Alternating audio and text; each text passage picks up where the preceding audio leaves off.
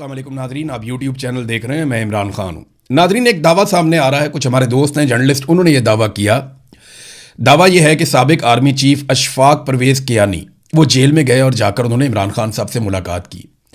देखें, अशफाक परवेज़ कियानी के बारे में एक बात मुझे पता है और वो मुझे कुछ और दोस्तों ने, सोर्सेज ने बताई कि जनरल आसिम मुनीर के करीब है अशफाक परवेज़ कियानी, और कुछ जर्नैलों से, कुछ लोगों से उसकी नहीं बनती, लेकिन जिनसे बनती है उनमें एक जनरल अशफाक परवेज़ कियानी भी है। तो फौरी तौर पे जब ये खबर आई तो दिमाग में यही आता है कि हाँ, ये पॉसिबल है और ये मुलाकात हो भी सकती है।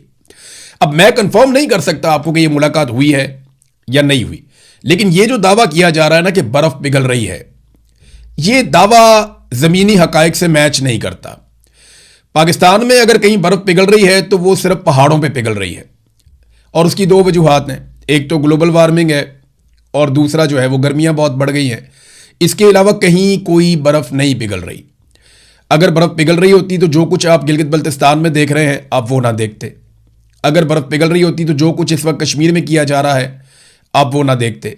इंतखाबी निशान दोबारा छीने जा रहे हैं, वोटों का रद्दोबदल किया जा रहा है, लोगों को हरासा किया जा रहा है, गिरफ्तार किया जा रहा है, सुबह बदरियाँ हो रही हैं। जो असद कैसर और जुनैद अकबर के साथ हुआ, जो सुहेल अफरीदी के साथ हुआ, ये सारी चीज़ें बताती हैं कि बर्फ़ जो है वो मौसमियाती तब्दीलियों से तो पिघल रही है, लेकिन पाकिस्तान की सियासत पे जो बर्फ़ जमी हुई है उसके पिघलने के कोई इम्कानात नज़र नहीं आ रहे। उसकी बड़ी वजह यह है कि पाकिस्तान की मिलिट्री एस्टेब्लिशमेंट ने कई मरतबा इमरान खान साहब से डील करने की कोशिश की, बहुत सारी ऑफर लेकर गए, यहाँ तक कि उन्हें कहा कि आप पाकिस्तान से बाहर चले जाएँ, कुछ अरसा सियासत से छुट्टी कर लें, फिर वापस आएँ, फिर आप सियासत करें।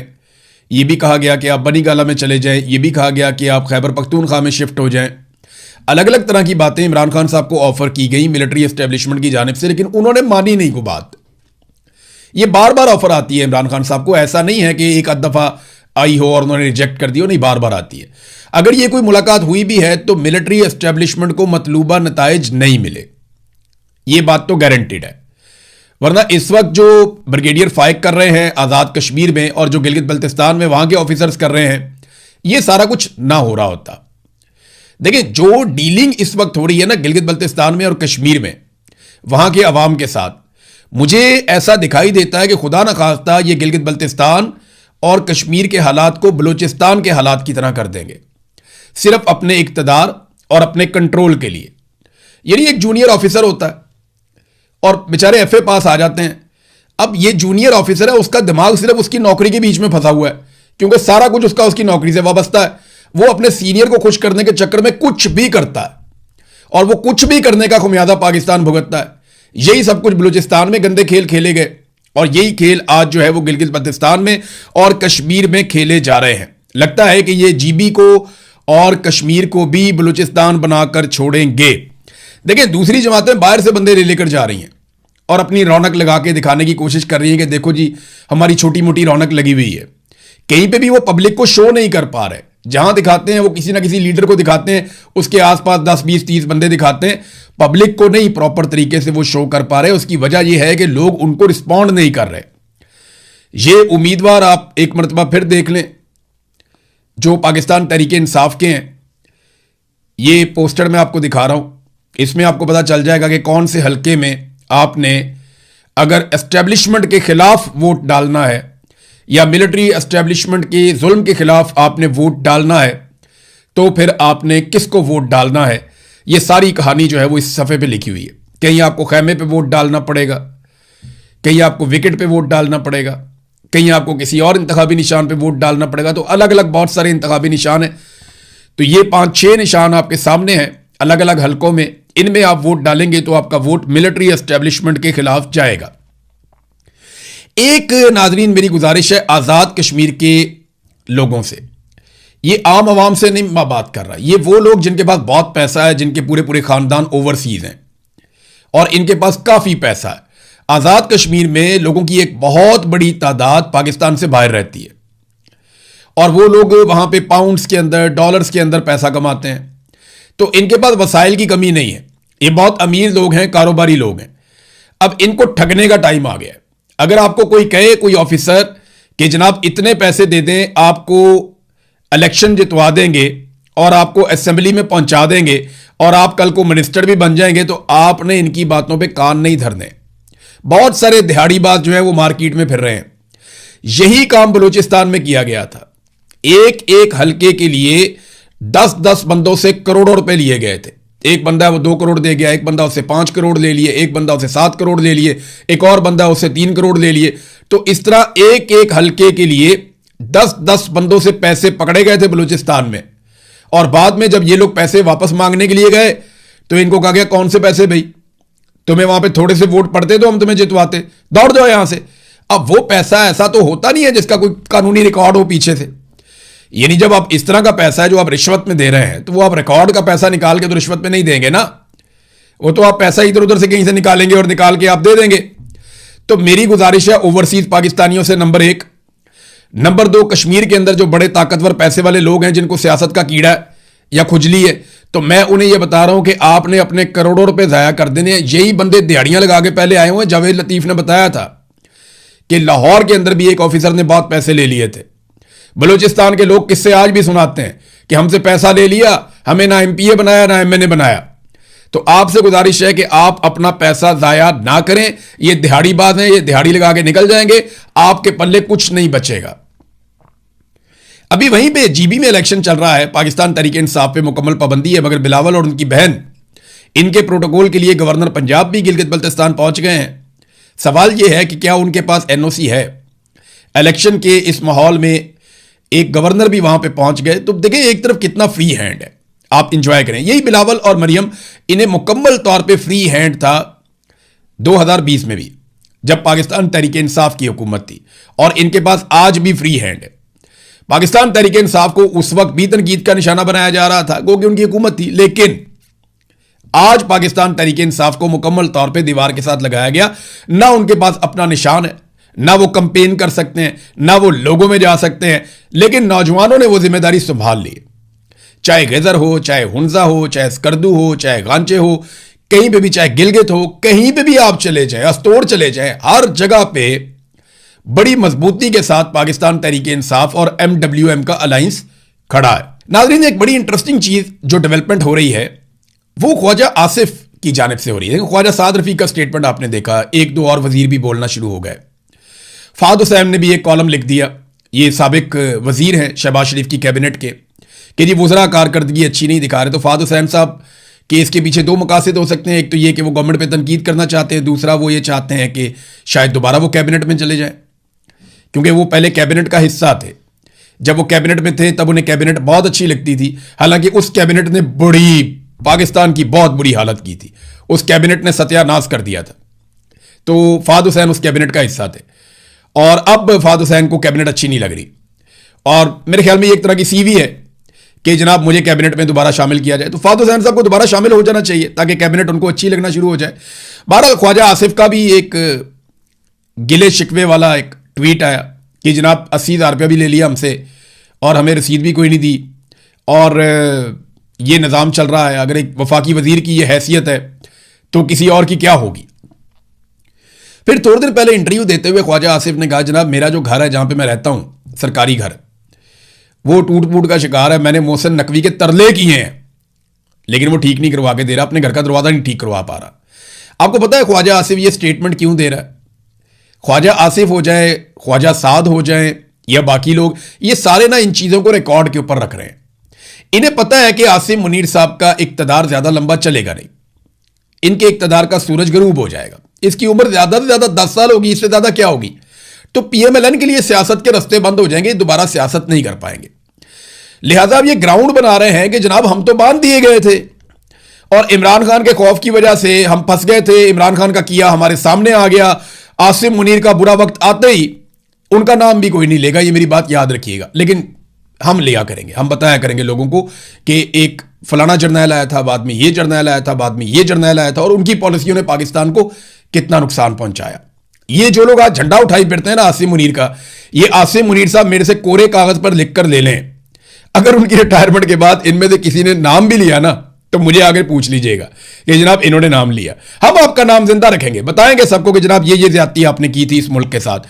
बहरहाल ये, और खास तौर पे पाकिस्तान की जमहूरियत के साथ, क्योंकि ख्वाजा आसिफ जो आपका बॉस है वो खुद अपने मुंह से बार बार ये कहता है कि पाकिस्तान में हाइब्रिड निज़ाम है और फौज चीज़ों को कंट्रोल कर रही है। आपका वजीर आजम भी, सब लोग ये कहते हैं और बड़े फख्र से ये बात की जाती है। बल्कि जो टाउट सहाफ़ी आपने रखे हुए हैं वो भी आके बताते हैं कि सारे फैसले आप ही करते हैं, कोई और नहीं करता। ये आईनी नुक्ता नज़र से, कानूनी नुक्ता नज़र से आपका हक नहीं है, आपके हलफ की खिलाफ वर्जी है, आपको ये नहीं करना चाहिए था, लेकिन आप करते हैं तो ठीक है। ये बात याद रखी जाएगी तारीख में। नाजरीन, बजट के हवाले से खबरें लगातार आ रही हैं और यहां पे एक और खबर है मेरे पास बजट के हवाले से। IMF से मुज़ाकरात मुकम्मल हो गए। हुकूमत के 220 अरब रुपए के नए टैक्सेस लगाने की एक तजवीज़ सामने आई है। लेवीज इसके अलावा हैं जो लेवियां लगाई जाएंगी, और जो टैक्सेस हैं 220 अरब रुपए के, ये नए टैक्सेस लगाए जाएंगे।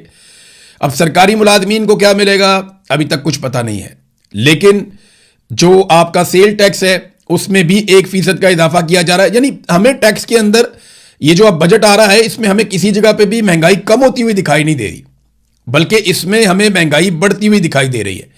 पाकिस्तान तहरीक इंसाफ के सोशल मीडिया ने इसके ऊपर तनकीद शुरू कर दी है, लेकिन पाकिस्तान तहरीक इंसाफ जो एक पॉलिटिकल पार्टी है उसकी जानिब से अभी तक बजट की तजावीज़ के ऊपर किसी किस्म का रद्द अमल फिलहाल सामने नहीं आ रहा। एक और बड़ी इंटरेस्टिंग खबर है नाजरीन, ये मैं आपके साथ शेयर करता हूं। ये नेपरा का रिकॉर्ड है जो ये बता रहा है। नेपरा आप समझते हैं पाकिस्तान में बिजली के हवाले से, तो ये नेपरा का जो रिकॉर्ड है वो क्या बता रहा है? नेपरा का रिकॉर्ड बता रहा है कि पिछले 8 साल के अरसे में, ये यानी 2026 तक लगा लें तो आप इमरान खान का दौर और ये सारा दौर लगा लें, इस 8 साल के अरसे में जो पाकिस्तान ने या पाकिस्तानियों ने कैपेसिटी पेमेंट की मद में IPPs को पैसा दिया, वो डॉलर रेट के एतबार से 40 अरब डॉलर से ज्यादा की रकम बनती है। यानी IMF से 1 अरब डॉलर लेना हो, UAE का 2 अरब डॉलर वापस करना हो तो पाकिस्तान को वक्त पड़ जाता है। लेकिन IPPs क्योंकि बहुत बड़े बड़े लोगों के, फ्रंटमैनों के हैं, IPPs में क्योंकि बड़ी कमीशन मिलती है इसलिए कोई फर्क नहीं पड़ता। तो वो बिजली जो IPPs ने पैदा ही नहीं की उसका पैसा देने को बोलते हैं कैपेसिटी पेमेंट। यानी वो बिजली जो उन्होंने पैदा की और उन्होंने आपको बेची वो तो है जनाब बिजली का बिल, लेकिन वो बिजली जो उन्होंने पैदा नहीं की और वो बिजली जो आपके सिस्टम में नहीं आई और वो बिजली जिसको आपने इस्तेमाल भी नहीं किया, उसका पैसा जब आप देते हैं तो वो होता है कैपेसिटी पेमेंट। तो जो बिजली आपने नहीं ली उसका पैसा जो आपने दिया, बिजली ना लेने का पैसा जो आपने दिया वो आपने दिया और वो बनी भी नहीं बिजली, आपने ली नहीं, उन्होंने बनाई नहीं और आपने उसका पैसा दिया 40 अरब डॉलर से ज्यादा। और ये जो IPPs पाकिस्तान में आए इनके जरिए से जो टोटल अब तक गैर मुल्की सरमायाकारी आई है, 101 IPPs है, जो टोटल गैर मुल्की सरमायाकारी पाकिस्तान में आई वो 35 अरब डॉलर है। यानी टोटल इन्होंने जो पैसा लगाया बाहर से पाकिस्तान के अंदर वो 35 अरब डॉलर है, और उसके बदले में जो हमने सिर्फ 8 साल में इनको कैपेसिटी पेमेंट की मद में दे दिया वो 40 अरब डॉलर से ज्यादा है। और पिछले 20-22 साल का हिसाब इससे अलग है, और ये रिपोर्ट है नेपरा की। तो ये पाकिस्तान के साथ नवाज शरीफ ने, पीपल्स पार्टी ने और परवेज मुशर्रफ ने मिलकर किया है। परवेज मुशर्रफ का इसमें बहुत छोटा हिस्सा है, लेकिन हिस्सा है, बड़ा हिस्सा है इसमें। सबसे ज्यादा जो गंद मारा है इसके अंदर वो नवाज शरीफ ने मारा, नंबर 1। नंबर 2 पे आती है पीपल्स पार्टी और नंबर 3 के ऊपर आते हैं परवेज मुशर्रफ साहब। तो इन्होंने पाकिस्तान का बेड़ा गर्क किया। आज पाकिस्तानी जो है हर साल 2000 अरब रुपया इनको कैपेसिटी पेमेंट की मद में देता है, उस बिजली का जो बिजली पैदा ही नहीं हुई। नाजरीन, 28वीं आईनी तरमीम के मामले में MQM मैदान में आ गई और MQM ने कहा जनाब ये तो हमारी तरमीम है, आज नहीं कल लानी पड़ेगी। ये एक तरह की CV है जो MQM पेश कर रही है आसिम मुनीर साहब के सामने कि देखिए हम कितने इंपॉर्टेंट हैं, हम आपकी लड़ाई लड़ रहे हैं, हम एक और आईनी तरमीम की राह हमवार कर रहे हैं। चाहते वो ये है, उन्होंने एक नुक्ते पे बात की कि 140A जो है MQM पाकिस्तान का 30 साल से मुतालबा है, यानी जो कराची है उसको वफाक के अंडर कर दिया जाए। देखिए कराची जितना बड़ा है, जितनी बड़ी उसकी आबादी है, इतना बड़ा तो पूरा मुल्क होता है। कराची और हैदराबाद को अगर एक अलग सूबा भी बना देना तो कोई फर्क नहीं पड़ता, या अगर आप सिंध में 3 सूबे भी बना देना तो कोई फर्क नहीं पड़ता, सिंध तरक्की करेगा इससे। लेकिन पाकिस्तान पीपल्स पार्टी को यह पता है कि वो अंदरूने सिंध से 2 नंबरी करके वोट लेते हैं, अंदरूने सिंध से 2 नंबरी करके वो अपना इक्तदार लेते हैं और कराची और हैदराबाद के ऊपर रूल करते हैं। ये उनका तरीका वारदात है, क्योंकि यहां पे पैसा बहुत ज्यादा जनरेट होता है। सारी दिहाड़ियां जो हैं वो इस जगह के ऊपर है। और जिस तरह उन्होंने अपना कराची को कंट्रोल किया हुआ है, कैसे उन्होंने अपना मेयर बिठाया, ये सब आप जानते हैं। ये कोई अब ढकी छुपी बात नहीं है, पूरी दुनिया इसे जानती है। नाजरीन, ईरान ने एक नया और खौफनाक हथियार मुतारिफ करवाया। ये हथियार जो है इसका नाम है रजब 27। रजब 27 एक कश्ती है छोटे साइज की। इसके अंदर 2 क्रूज मिसाइल जा सकते हैं जो 700 किलोमीटर तक अपने हदफ को निशाना बना सकते हैं। इसके अलावा इसके अंदर दीगर हथियार और बारूद भी जा सकता है। ये लगभग 3 मीटर तक जो समुद्री लहरें हैं उनका मुकाबला भी कर सकती है और ये बहुत तेज रफ्तार में जाती है।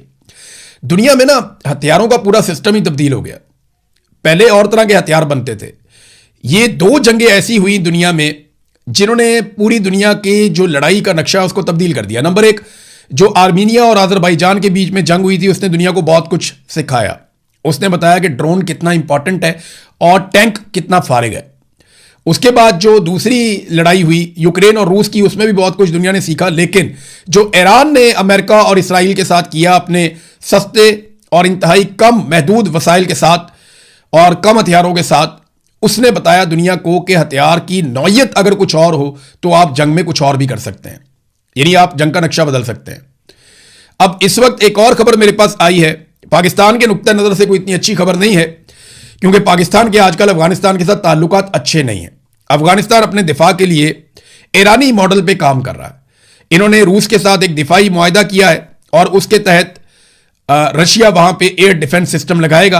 यानी पाकिस्तान एयरफोर्स बार बार अटैक करती है अफगानिस्तान के अंदर, तो उन्हें लगता है कि फ्यूचर में अब पाकिस्तान एयरफोर्स को वो अफगानिस्तान की सरजमीन पे अटैक नहीं करने देंगे। एक और चीज है कि अफगानिस्तान कुछ रिपोर्ट्स के मुताबिक ड्रोन्स के हवाले से कुछ काम कर रहा है। यानी जैसे ईरान ने बहुत सारे ड्रोन्स बनाए और उन ड्रोन्स को अपना मेन हथियार बनाया, तो अगर यही काम अफगानिस्तान भी करता है तो पाकिस्तान के लिए प्रॉब्लम होगी अगर पाकिस्तान अफगानिस्तान से लड़ता रहेगा। देखिए, हमें एक बात सीखनी और समझनी पड़ेगी। आज के दौर में कोई भी बालादस्त नहीं रह सकता। आपको सबके साथ ताल्लुकात बनाकर आगे चलना पड़ेगा। हमें हमेशा सूट करता है अफगानिस्तान के साथ बेहतरीन ताल्लुकात रखना। जो ड्रोन्स हैं, जब वो सैकड़ों की तादाद में आते हैं तो कोई भी एयर डिफेंस सिस्टम उसको नहीं रोक सकता। और कभी भी किसी ऐसे मुल्क के साथ आपको लड़ाई में नहीं जाना चाहिए जिसके वसाइल कम हो, यानी जिसकी तरक्की कम हो। यानी अगर आप अरब ममालिक की मिसाल देख लें तो क्या वो ईरान से लड़ सकते हैं? ईरान के अंदर इतना इंफ्रास्ट्रक्चर उस तरह का नहीं है जैसा इन ममालिक के अंदर है। ये तो शीशे के बने हुए हैं। लिहाजा पाकिस्तान को अफगानिस्तान के साथ अच्छे ताल्लुकात रखते हुए तामीर और तरक्की पे तवज्जो देनी चाहिए दोनों ममालिक की, खास तौर पे पाकिस्तान की, क्योंकि पाकिस्तान रिस्पॉन्सिबिलिटी है, लेकिन मिलिट्री एस्टेब्लिशमेंट अपने आप को रेलिवेंट रखने के लिए हर दौर में कोई ना कोई जंग छेड़ के रखती है। जैसा कि कभी हम किसी जंग में चले जाते हैं, कभी किसी जंग में चले जाते हैं, और नतीजा क्या निकलता है? अभी तक हम कश्मीर आज़ाद करवा नहीं पाए और भारत से अपना पानी भी छुड़वा नहीं पाए। नाजरीन, इसराइल ने बहुत तेज हमले शुरू कर दिए हैं। गजा और लबनान को वो बहुत बुरी तरह अटैक कर रहा है।